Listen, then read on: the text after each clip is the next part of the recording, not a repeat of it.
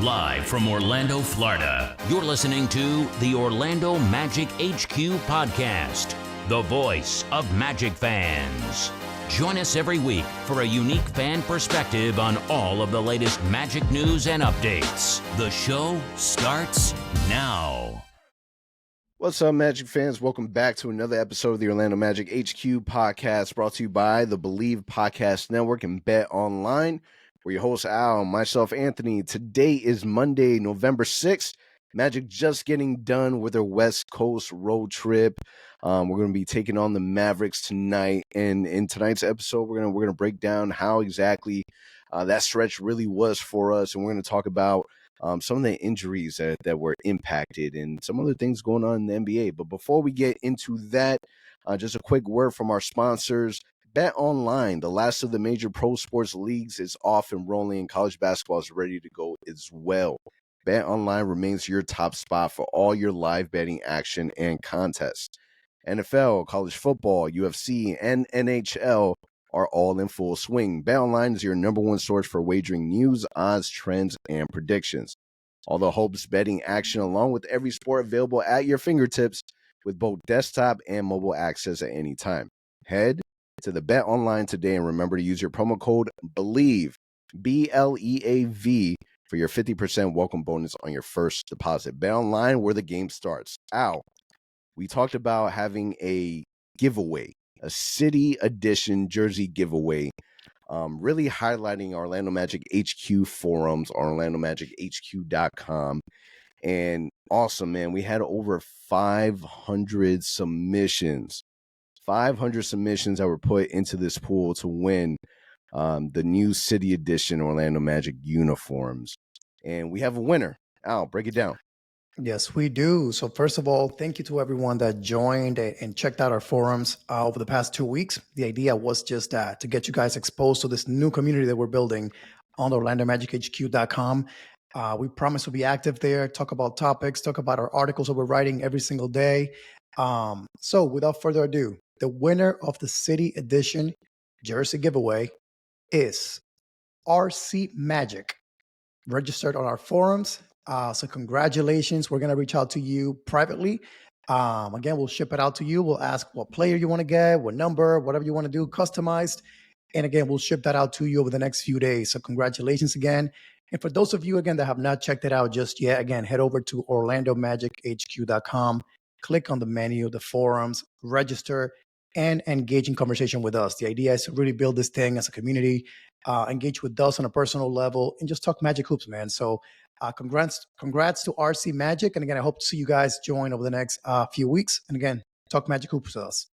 Yeah, man. And shout out to you, Al, because you go directly to the Magic Shop store at the Amway to make sure these jerseys are as full as they come with the Disney patch. Because if you get it online, unfortunately, you just don't get it that way, which I never understood. But, that's right, man. Really, shout out to the winner, man, because these forums, and shout out to anyone that who has participated and has been engaging in these forums.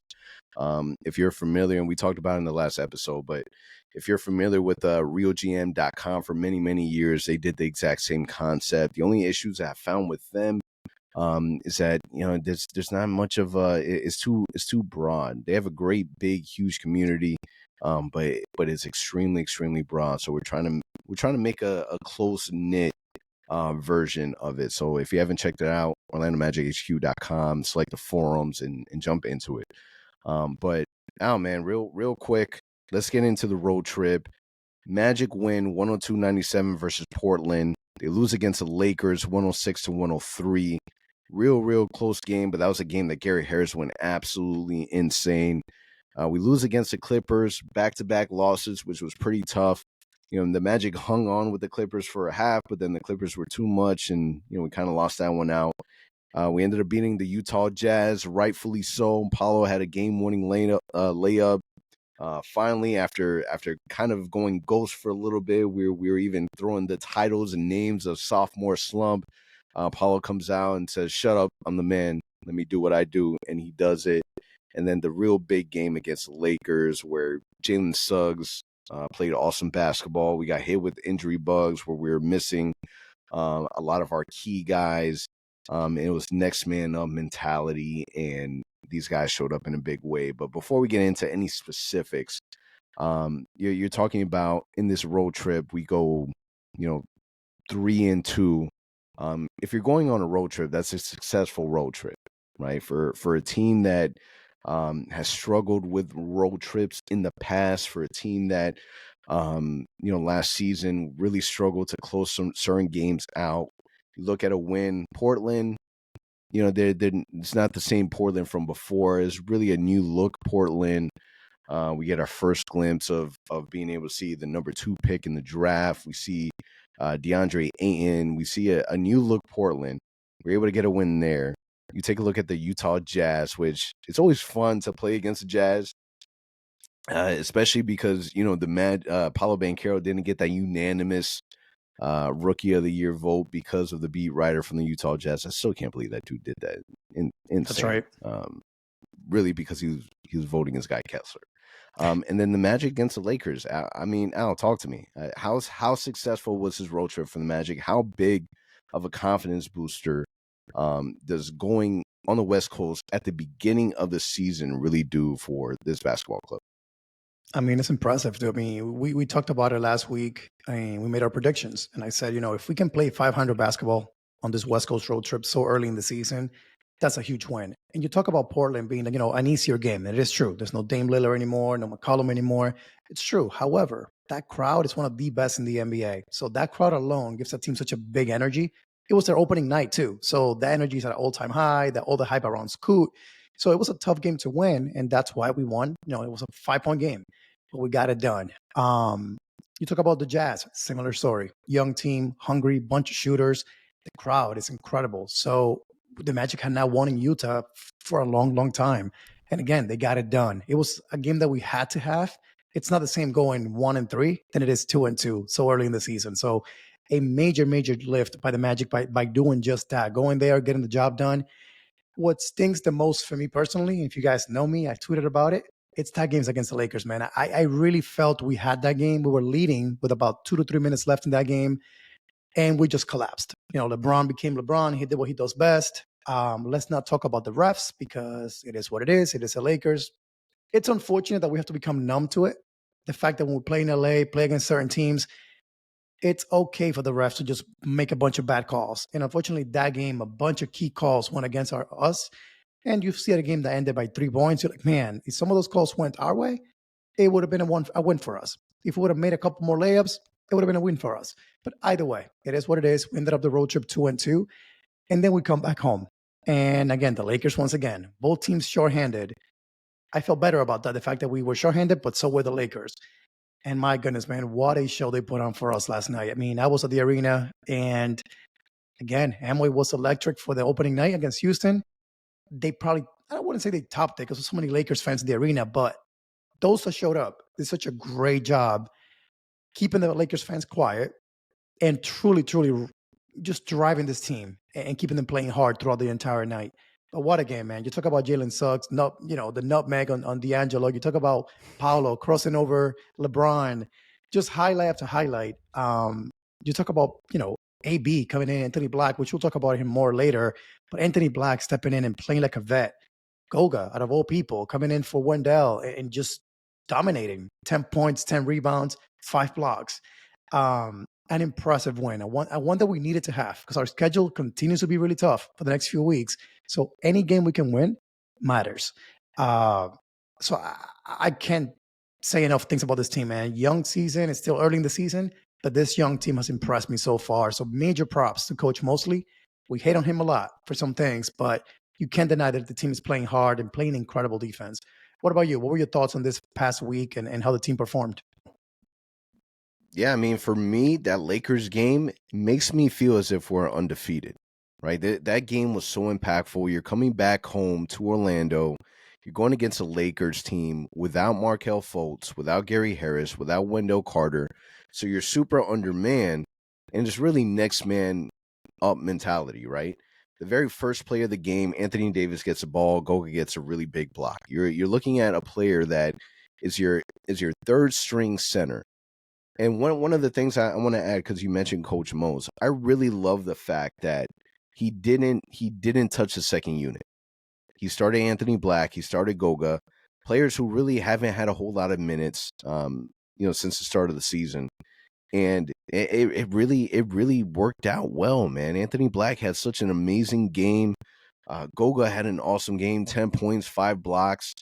A completely different dynamic from Wendell Carter Jr. Wendell Carter Jr. is going to give you the offensive punch. Can really go off on any game, right? He can give you at least the 20 and 7, right? Not every game, but he has that in him. Goga, his rim protection really caught me by surprise. Getting like really, really big minutes against the Lakers, where he was just a defensive presence from the very get-go, makes them throughout the game like not really be able to adjust to it. It's making them second guess certain things, is making them create errors. Rebounding was on another level. Second chance points was on another level.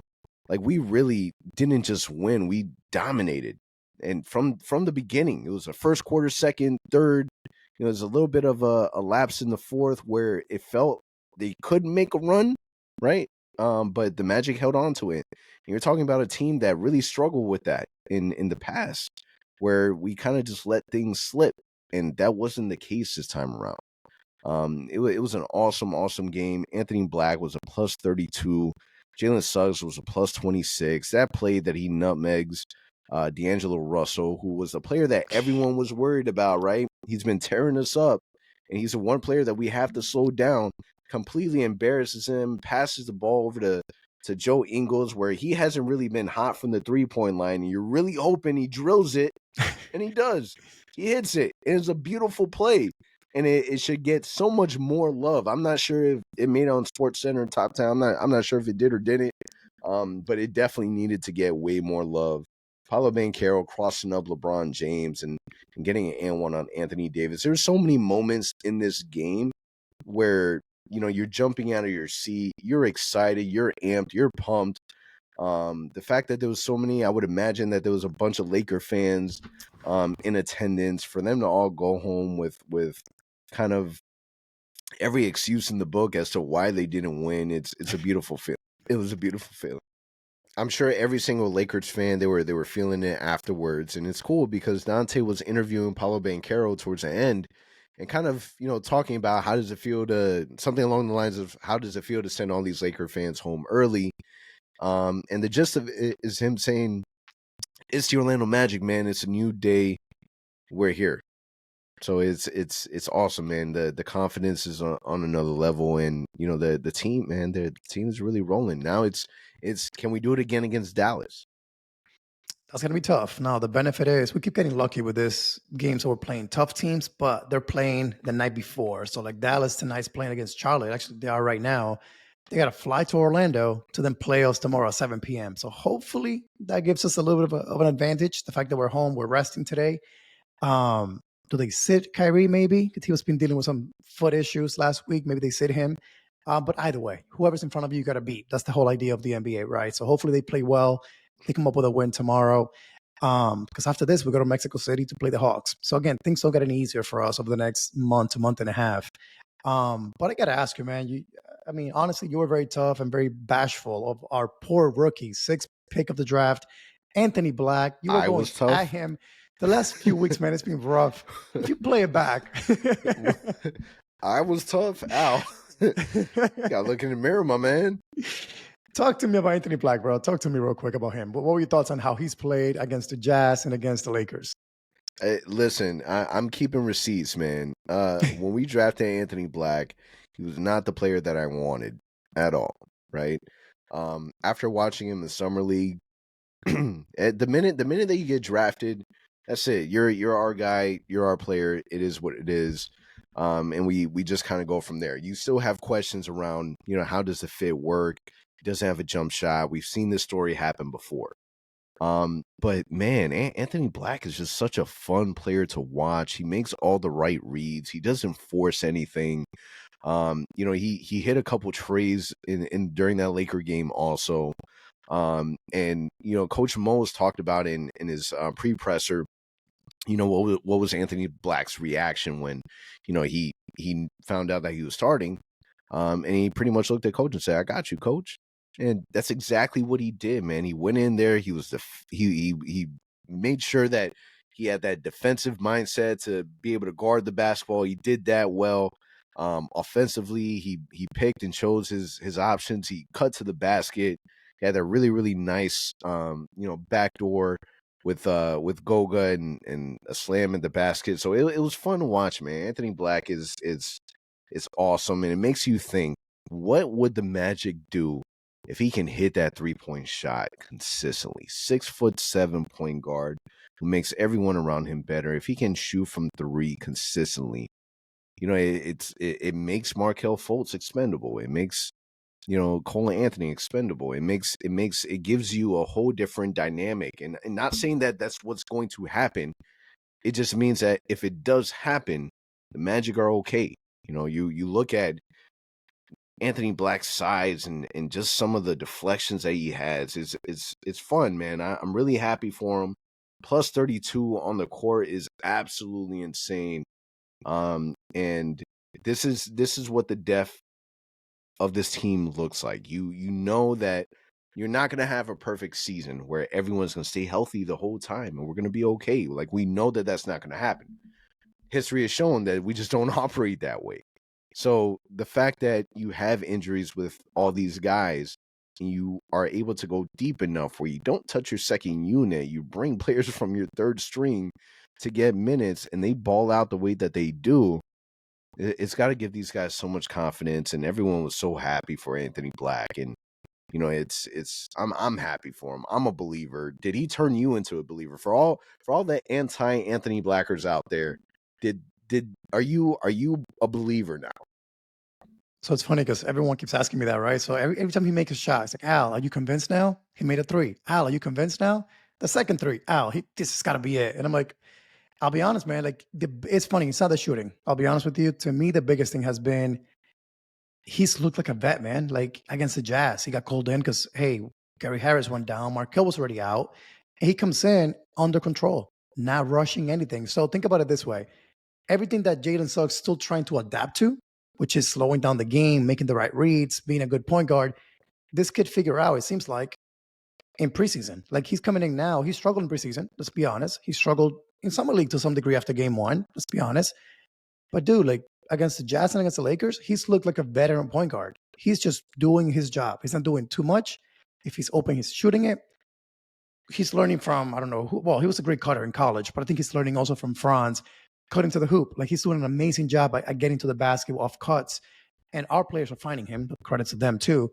But to answer your question, I will say he's impressed me for sure. And we kept talking about it. Is he going to be the next Franz, the kid that just looked off in preseason, looked off in summer league to some degree, but yet the lights come on and he looks great? Well, so far he's doing just that. It's like he couldn't make a shot in preseason, and all of a sudden the lights come on, 10 out of 10 to start his career in the NBA. Like, who could have ever predicted that? You could have given someone 100 to 1 odds that he was going to make his first 5 shots in the NBA, and no one would have taken that bet. But yet here he is doing it. So to answer your question, man, we said all along, he's a Magic player. I'm going to root for him. And I kept saying it. Prove me wrong. I hope that I'm wrong. I came from a place where I didn't see the fit with us having Markelle, Cole Anthony, Jalen Suggs, Gary Harris. Like, how is he going to play? And the second thing was the shooting looked, let's be honest, man, it was rough to watch. In summer league, it was rough to watch. In preseason, all of a sudden, he's figuring it out. So if he can do what he's doing, limiting mistakes, playing incredible defense, which he is doing, and next to Jalen Suggs, it is nasty to look at. Like, it's incredible how good they are. And just make here and there some shots. That's what we need.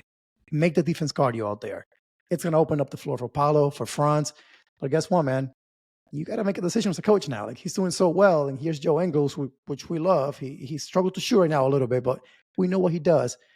Does this mean that you have to play Joe Ingles less and give AB some minutes off the bench now? Does this mean that if Markelle takes another week off, when he does come back, do you lower the minutes of Markelle so that AB can get some minutes? Again, I don't want to be Coach Mosley, man. He has a lot of tough decisions to make.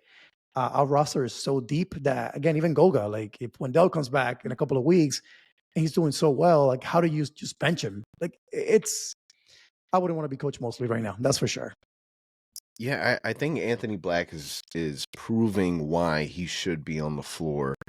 You got to figure it out. You got to be able to find minutes for him. Joe Ingles had a better game against the Lakers, but at the same time, it's so Joe Ingles. He has a way bigger contract, but I don't know when I think of Joe Ingles, I think of him more of a having a Robin Lopez type of role for the Magic. Yeah, he's getting the minutes now, but what does that really look like towards the back end of the season? I don't know. Hmm. I think that Anthony Black is going to find a way to play. He's going to find a way to where you have to play him. You just have to. There's no way that he can't see the court. So let's say that Markelle Fultz does come back, right? He's available to play against the Dallas Mavericks. How now you got to figure out how it is that you're going to play Anthony Black, because after that showing, how do you not reward that? Hmm. Right? So I don't know, man. You're right. Coach Mose has a tough job.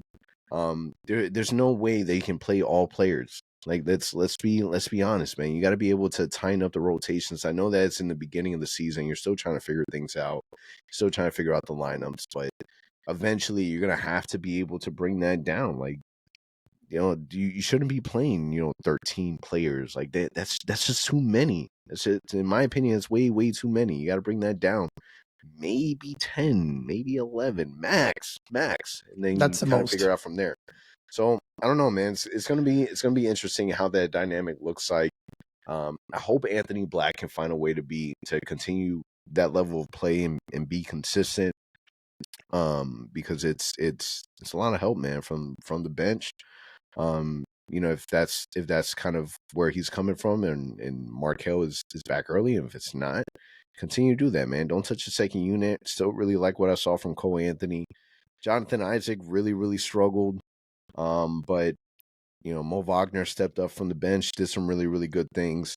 I really love watching the dynamic of Mo Wagner and Franz Wagner together on the court. They had a Hmm. little nice moment where Franz threw him an alley, which was cool. And then Paolo Banchero, man, talk to me about Paolo. You're looking at a player that struggled early on, but had a really good game against Utah, a really good game against the Lakers. Um, it's can we put that slump behind us? Do you believe that now he's able to kind of you know shoulder that off and back to Rookie of the Year candidate Paolo Banchero, I mean, let's be or real, Rookie of man. the Year winner Paolo Banchero? Yes, sir. Well, let's be real though. I don't know who the Paolo was preseason in the first couple of games of the season, up until the Jazz game. I don't know who that was. He looked nothing like the Paolo that we saw last year.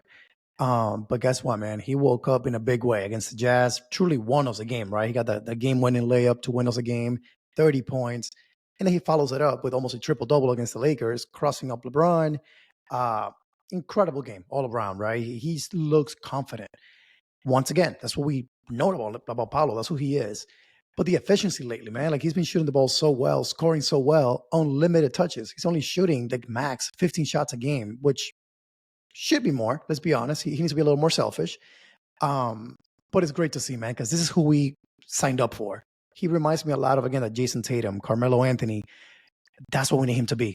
He needs to carry the team offensively every single night. And struggles will happen here and there, of course, but it shouldn't be, 3, 5, 7 games in a row. Like that's not what we're used to. So it's so great to see him back. I was never concerned. I knew he was going to figure it out. I think playing for Team USA, he had a busy summer with marketing stuff. I think that kind of got to him a little bit early in the season. I don't know what he did between that Clippers game and the Jazz game, but something clicked and he's back. That's for sure. But let me ask you this too. Well, give me your thoughts on Paolo, but also want to ask you about Franz because he took 28 shots against the Lakers. And he said it himself, I was too aggressive. So talk to me about the dynamic. I love that Franz for myself. I think he needs to be more selfish. I think he should take about 18 to 20 a game every single night. I need Paolo to be more aggressive though. So how do you see that working out? Give me your thoughts on Paolo so far, but also give me the dynamic going forward for him and Franz.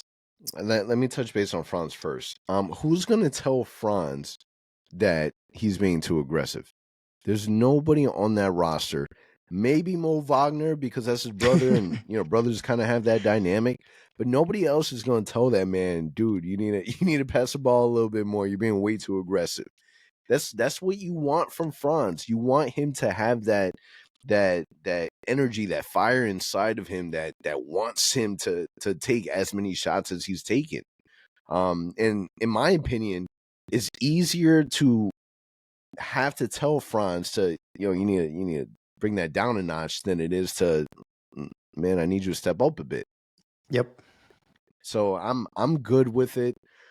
If he personally feels like, hey, I gotta get more people involved, I'm too aggressive, I'm taking too many shots.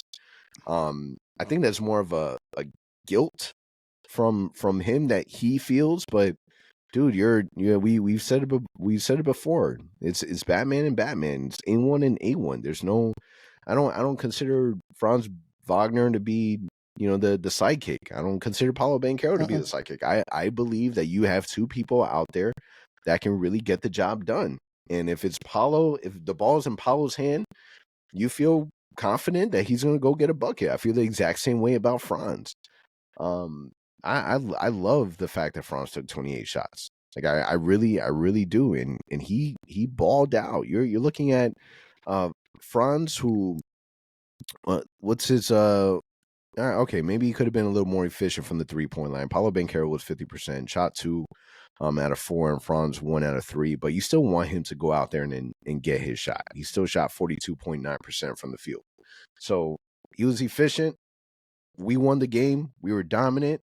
Paolo Banchero was able to do the exact same thing, impact the game, be dominant. 2 games back to back where, he shows that he's that guy. I think that for any team to look at the Orlando Magic and see that you have to game plan against Franz and Paolo Banchero, 2 6'10" dynamic forwards that can do everything. It's just very, very difficult to plan for. And this is what I love the most. What I love the most is that the Lakers, and we don't normally, we don't curse on the podcast, but I gotta get my emotions out. It's the Lakers.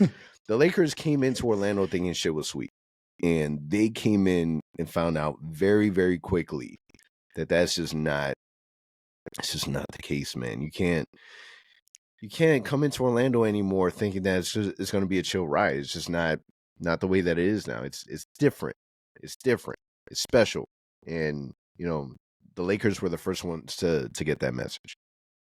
Dude, it's and I loved it. I love the fact that again, it's just the Lakers, it's LeBron, and they responded that way.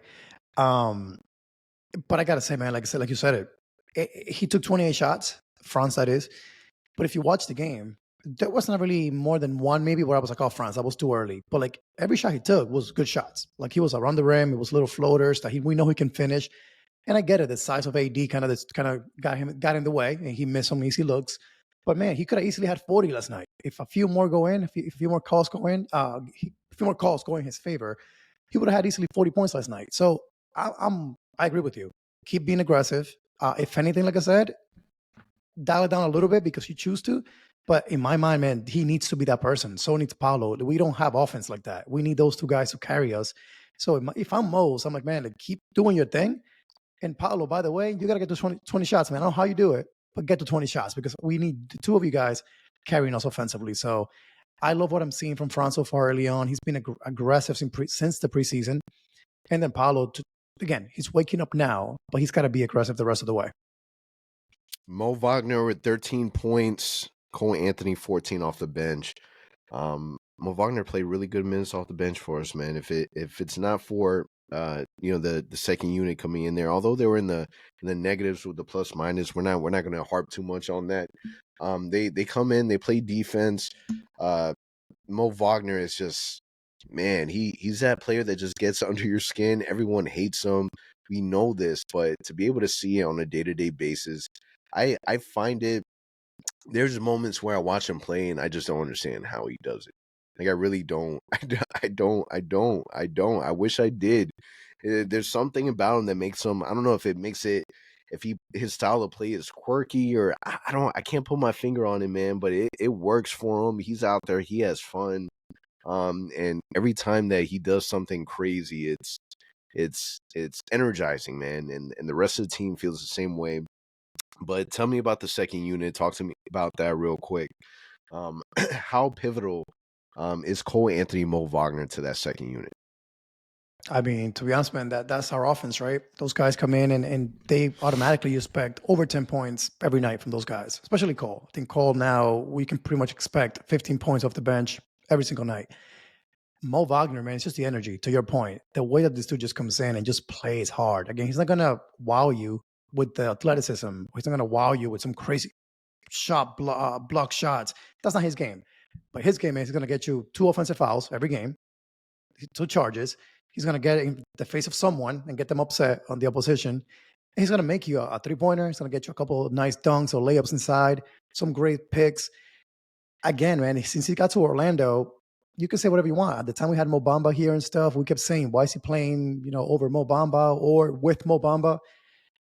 If you want to sit this guy and not play him, there's going to be a reason behind it. He's not giving you one. This guy brings it every single night. He does the right things, a team player. And not for nothing, the chemistry he has with the bench unit and with Franz is unlike anything else out there, man. So you have to play him. I don't know about you. I don't know about the rest of the audience that's listening to us or watching us right now. But this is a guy that I love watching play. And when Wendell went down, I'm like, hey, you know what? I'm okay. Mo will find a way to make himself useful. And that you saw it yesterday. He's just scoring to make up for Wendell being out. Because I don't think Goga, you can expect a double-double every night. I don't think that. But Mo Wagner, he'll find a way to be productive and make up for that Wendell production. So I'm loving it, man. When the bench comes in, my mindset is we're up by 2. Their bench has to increase the lead by a few points. And they've been doing a great job at that so far. That's what we expected with the depth that we have. So that's got to continue. Jonathan Isaac didn't play in the second game of the back-to-back versus the Clippers. Markelle Fultz also didn't play in Utah due to the left knee swelling, also missed the Lakers game. Gary Harris left the Utah game early due to a sore right groin. And then Wendell is expected to be sidelined for at least the next 3 weeks after he undergoes surgery to repair a fractured third metacarpal in his left hand. When you talk about injuries, how much is this really going to hurt the team that we have now? We already spoke about the depth. We understand that. But this team, let's be honest, this is a different team. We're not going to allow one game to change the fact that not having Markelle Fultz, not having Wendell Carter is a really, really big hit to this team. I mean, I think as long as you have Paolo and Franz on the court, you got a chance. That's my mindset. We got the depth to make up for any loss truly on this team right now. You talked about Markelle going out. Well, AB stepped in and he did a great job. You talk about Gary Harris, missing some time. Well, Joe Ingles picked up his shooting a little bit the last few games, which comes in clutch. And then you talk about Wendell being out. Well, Goga stepped in. Mo Wagner, as we talked about a few minutes ago, stepped in and did a great job. So I'm confident that our depth will help us. And mind you, man, we're not even playing, Jet Howard yet. We haven't played Caleb Houston, which are guys that can shoot it. And I'm kind of looking forward to see how we implement them into the game at some point because we need shooting. We haven't seen Chuma that much. Again, our depth is incredible. So it sucks. I do think Markelle is going to come back soon. It seems like he's questionable for tomorrow against the Mavericks or tonight against the Mavericks. So he might play just tonight. Gary Harris, for some reason, didn't seem like it was that bad of an injury, but he continues to be out. And I guess I have my issues with Gary, man, because I love Gary Harris. His shooting is something that we need in this team badly. But will we ever see him play more than 5 games without having to miss a game? It's so unfortunate. His shooting is so good and the impact he has is so good on our team, but it sucks you can never see it for more than 5 to 10 games. It's always something. And that was his issue with Denver too. So it's funny how throughout his career, he's had to deal with this. And then Wendell, same thing, man. We talked about it before the season. He's going to go down. He's going to play 60 games max. And we're seeing it already, unfortunately. What are your thoughts? Are you concerned with the injuries? Are you feeling okay? Is it going to impact us to a point where we may fall back in the standings? What are your thoughts? Dude, I'm numb to injuries. I'm not even surprised anymore. I mean, Wendell getting injured in literally the last play of the game is probably one of the most Orlando Magic events ever, right? It's just something that happens and we just got to roll with it. You know what I mean? So you look at Wendell, Markelle, Gary Harris. These are all players that have struggled with injuries in the past. It's just what it is. We expect it. But great point. Franz, Paolo, you got those two. You feel like you have a chance to win. Absolutely. And it's next man up. I'm not stressing about the injuries. 3 weeks, minimum 3 weeks. It is a long time for Wendell. And that's the part that I believe will be tough. We'll feel that impacts, sooner rather than later. But after game one, you feel good, you feel confident about the center by committee. You really do. You really feel like if Goga can play half of what he did against the Lakers, it's still solid in my opinion. The 10 points, 5 rebounds was awesome. Mo Wagner, he's going to bring the energy from the bench. Like, it makes you even almost think, like, man, if you had, like, a legitimate rim protector running with Paolo and Franz, like, good Lord, like, what can, defensively, the amount of help that would bring to where if they get beat, they know that my man in the back got me. It allows for them to breathe a little bit more, and that's the part that I'm excited about. It allows for there to be an opportunity to be able to see this team in a different light, because that's how, let's be honest, man, that's how decisions can be made as well. Like, it's not necessarily about Goga itself, it's about that type of player. Does that type of player fit better with Paolo? A lot of the Wendell, as much as I love Wendell, a lot of his upside is the fact that the skill and the contract doesn't match, right? That's one of the great things about Wendell. Wendell's an awesome player. But let's not kid ourselves. We know that he's undersized. We know that rim protection isn't his forte. Like, these are all things. If Wendell was 7'2" and can rim protect like Goga in that small span that we saw, you're looking at a all defensive type of player. Like, you're looking at a multi, like his contract would be ridiculous, right? But that's not what we have. So I don't know. I'm cool. I'm cool with the injuries. You obviously don't want it to happen. I'd rather it happen now than later. It's a long season. And you just kind of roll with the punches. It's just what it is. Yeah, I agree with you. But to your point too, like this is how you make decisions because again, if Anthony Black can come in and steal the spotlight from a guy like Markelle, which again we love in Orlando, but at the end of the day, he's got a contract coming up. The Magic can make a decision now and say, hey man, like AB did his thing. He's had a rookie contract. We don't need a $80 million point guard anymore. Like AB can do just that. So to your point, this is a tough part. This is why injuries can be so tough in a player's career because a team might simply decide we don't need to spend $100 million when we can pay $1 million for a guy like AB, and then maybe get a shooter instead. So it kind of sucks for Markelle. I hope he's fine. I hope he comes back this week and just keeps balling out because we need him. Without him, we're not the same team. We know that.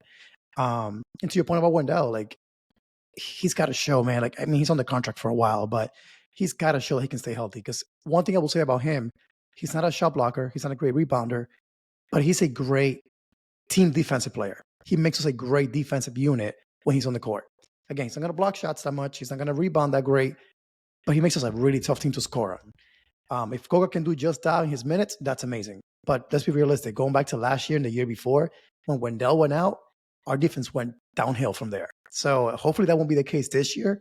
But I'm excited to see again what Goga can do, what AB can do, whoever steps in. I'm excited because again, we have the depth just for that, to be prepared in case injuries happen. So like you, I'm thinking too much about it. I just think go out there, whoever's healthy, go and play. Like I said before, if Paolo and Franz are healthy, I'm pretty good about our chances. Yeah, Wendell getting surgery, minimum 3 weeks. So Magic front office, you do their calculations. That's really more like a month and a half, him being precautious. Yeah. Again, better is happening now early in the season than later on. Yeah. We got our first looks at this NBA in-season tournament. It was projected that the NBA will make about $1 billion with this NBA in-season tournament.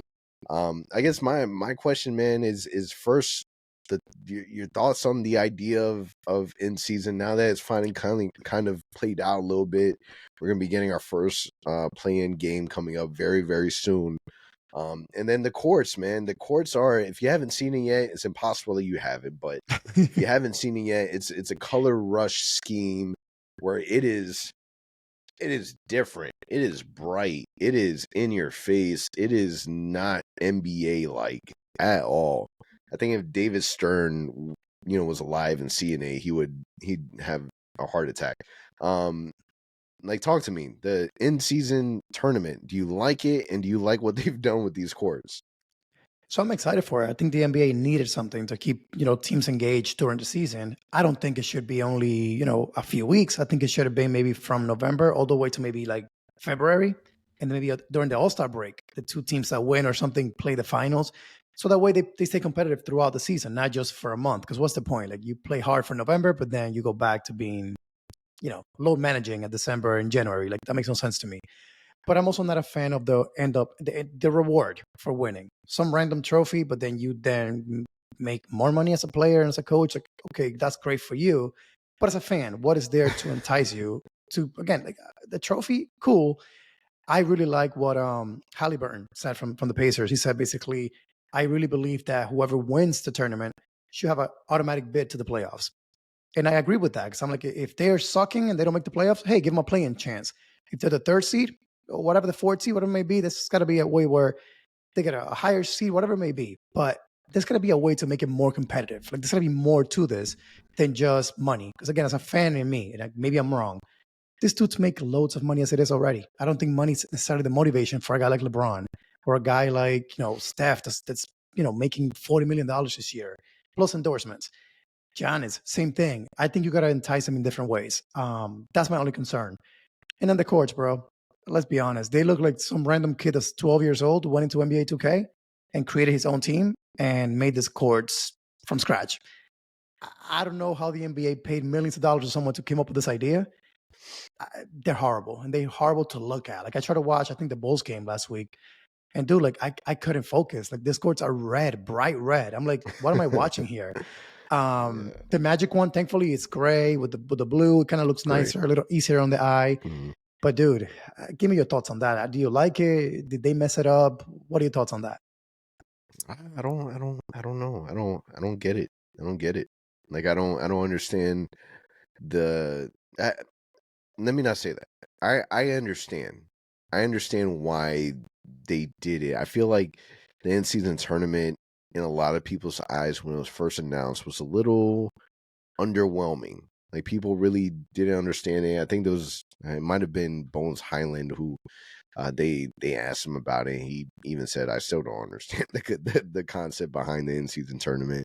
And I feel like marketing wise, they kind of throwing the bold colors out there marketing wise was got people talking about it, and it's different. It's kind of hard to miss. It highlights the game more. I'll say that it highlights the game more in the sense where there's no denying that that this game is an in-season game, right? True. Because of the drastic color on the court. Because if you think about it, and you don't have that, it's still part of the game that's in season. It's not like it's the All-Star break and we know that, all right, from this time to this time is the in-season tournament, and then that's it. These are games that are already, preloaded in your season. So it does give it a different feel, right? Because it's a different environment. So from that perspective, I get it, why they did it that way. I do think it's horrible. I don't like it. It's ugly. They could have went a different route. But I understand why it is that they did it. In terms of incentives, yeah, it doesn't make sense. You incentivize the players to want to play and do well because they get money. Cool, whoop-de-doo. But we're the consumer, man. It's not about them. It's about us, right? Yep. Here's my thing about giving away a like guaranteed playoff bid. Is what's to stop them from load management? What's to stop them from playing as hard towards the end? Like, what's to stop them from doing that?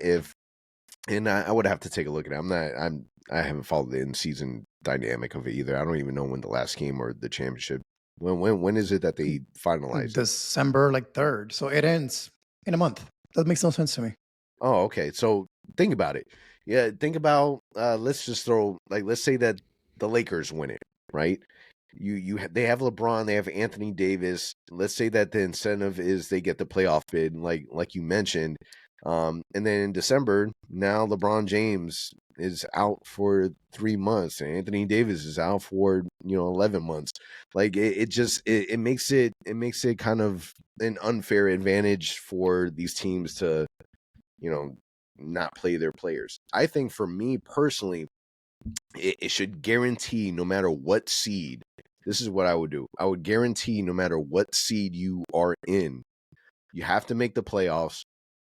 Give the players the money, whatever. But whatever team wins, guarantees that no matter what seed, you have home court advantage, no matter what. I think that would be cool. That could work. Yep. So something else that I read that somebody mentioned was the NBA comping one game for the community.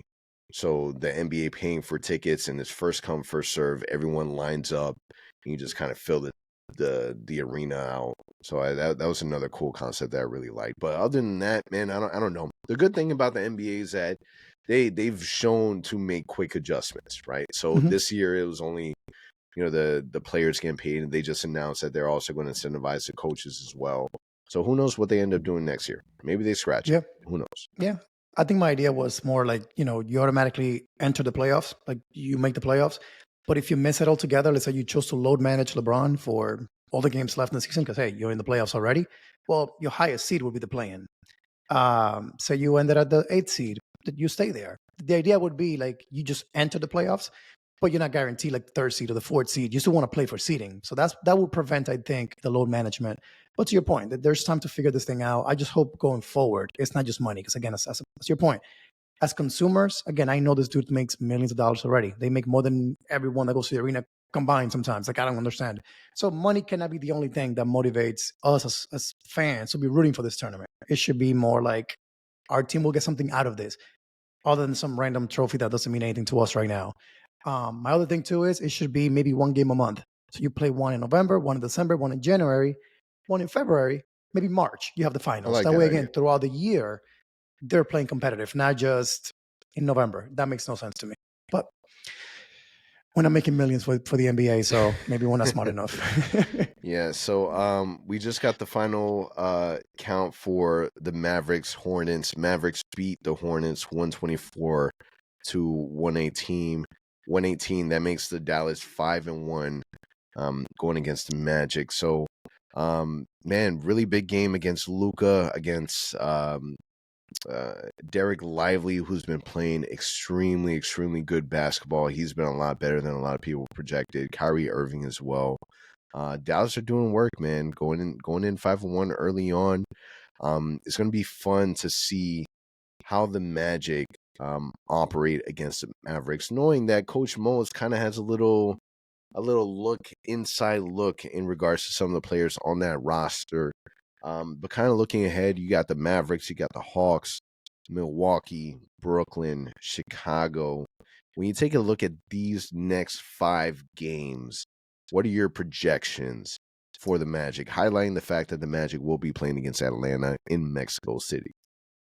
Yeah, it's again, doesn't get any easier, man. I think we have a rough schedule. We said it till the end of the year. Really, it's tough game after tough game after tough game. So we got to find a way to battle through that and win some games. For those 5 games specifically, I think if we go 3-2, that would be ideal. My rule of thumb is this: you got to survive this crazy schedule. We know it gets much easier after December. You got to stay above 500 if you're really trying to make the playoffs and not just to play in. You got to stay above 500. You got to stay in that 7th, 8th, 5-4, whatever it may be, in the playoff race, not drop below that. If you can do that, and the schedule becomes easier later in the year, now Wendell is healthier, now Gary Harris is back, I like our chances, man, staying up there. So that's my rule of thumb. Play 500 or better. Again, schedule stays really tough this week coming up. If you can beat the Hawks, if you can beat maybe the Bulls once and the Brooklyn Nets, then you're there. You're 3-2. So understand there's some tough games coming up. One thing I will say though, man, before I pass it back to you, Magic fans, man, just learn to chill, man, because last week we lost back-to-back games against the Clippers and Lakers, and we were going off on Twitter, the comments, and Coach Mosley sucks, and Paolo, this and that. Dude, we're going to lose games. We're not going to win them all. So we have to learn to chill and understand the schedule is tough. We're still kind of building this chemistry thing. We got young guys. it's rough right now. Like I said, this period between now and December, it's not easy. So if things get a little bit challenging, let's not turn on each other. Let's not turn on the team. The other way around. Let's support each other. Let's find a way. Let's find the positives. Because yeah, man, like after those 2 losses, people were talking about firing the coach and the same thing every year.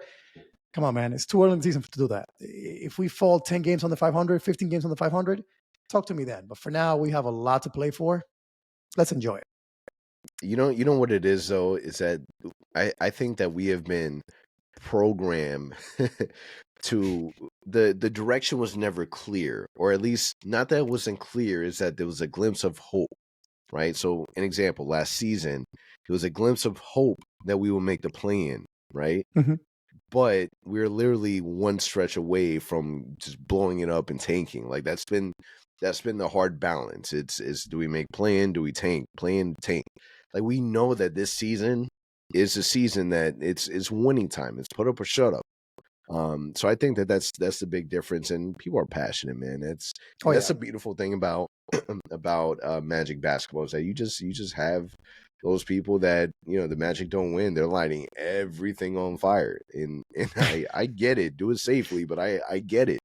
I have that same level of passion. So I think for me, these next 5 games, the games that are most important, in my opinion, obviously they're all important because every game counts, but I'm looking at that Dallas game and looking at that Milwaukee game. That Dallas game going against Luka, one of the best in the league. I think it's going to be interesting to see how we size up against them. And then Milwaukee, not just because we'll be at that game, but being able to take a look at Giannis and Dame for the very first time. And this is a team that's expected to go really, really far in the Eastern Conference. So you get that Dallas game out of the way, then you got the Hawks, Milwaukee, Brooklyn, Chicago, all Eastern Conference teams. This is now your opportunity to send the message to the East that the Magic are the real deal, that we're here, right? This is how you do it. You do that by the Eastern side. So teams that you should be Chicago on paper, you should be Brooklyn on paper. Atlanta, you should beat them. They're a cluster, so that should be another team that you beat. So at a minimum, you're expecting for us to be 3-2. If you can steal one away from either Dallas or Milwaukee, and you end this next 5 stretch 4-1, massive win. And this is what makes that Laker game so amazing, is that you win against LeBron, you win against AD, really, really big names in this league. Now you don't care about the names. Paolo Banchero said this the other day, where he was talking about that they feel like, there's not a team that they can't match up with. There's no team out there in the NBA that they can't match up with. If anything, they need to try and match up with us. We're the big team that's able to do everything. And I think that's how you do it. You take advantage of these Eastern Conference teams. You send out a message, and you make sure that you go out there and knock people out, man. That's what you got to do. You got to go out there, battle, get some wins, and every game counts. Yeah, man. We'll drop another episode before then, but don't forget too, that Brooklyn game and that Bulls game, that Friday one, it's going to be in-season tournament games. So there's some meaning behind those games as well. So you want to go to Brooklyn, hopefully win that game, go to Chicago, win that game too, because then you come home and you play the Raptors, you play the Celtics, and that's the tournament. That will determine whether we advance or not. So some key games next week. And again, we'll record another episode before then, so we'll talk about it more in depth then. But right now, take care of Dallas, hopefully. Take care of my thing is split at least between the Dallas Mavericks and the Hawks. Like, get one of those and keep building from there. Yeah, the Orlando Magic currently sit 4th in the Eastern Conference, 4-2, taking on the Dallas Mavericks. Let's continue rolling. On that note, that is a wrap. Appreciate you guys for listening. A reminder that this episode is presented by Bet Online. It's a wrap. Catch you guys next week.